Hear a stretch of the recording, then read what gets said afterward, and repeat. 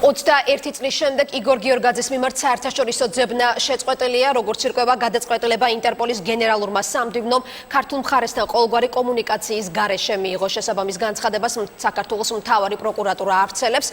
საგამოძიებო უწყების ინფორმაციით 2016 წლის 30 მაისს საქართველოში ინტერპოლის ეროვნულ ცენტრალურ ბიუროს ინტერპოლის გენერალური სამდივნოს მხრიდან მიეწოდა ინფორმაცია, რომლის მიხედვით იმის გამო, რომ გიორგაძეს ლტოლვილი სტატუსი აქვს მინიჭებული, მის მიმართ წითელი ცირკულარით საერთაშორისო ძებნა შეწყდა.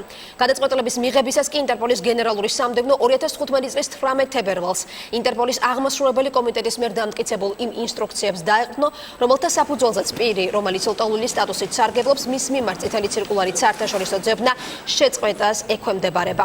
მთავარი პროკურატურის განცხადებაში წერია, რომ ზემოაღნიშნული გარემოების მიუხედავად პროკურატურა მისი კომპეტენციის ფარგლებში გაატარებს ყველა ზომას და მიმართავს ყველა საშუალებას, რათა იგორ გიორგაძის მიმართ წითელი ცირკულარით საერთაშორისო ძებნა ისევ აღდგეს.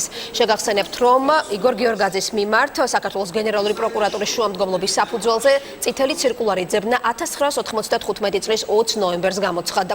გიორგაძეს ბრალდებოდა 1995 წლის 29 აგვისტოს საქართველოს იმჟამინდელ პრეზიდენტზე განხორციელებული ტერორისტული თავდასხმის ორგანიზება.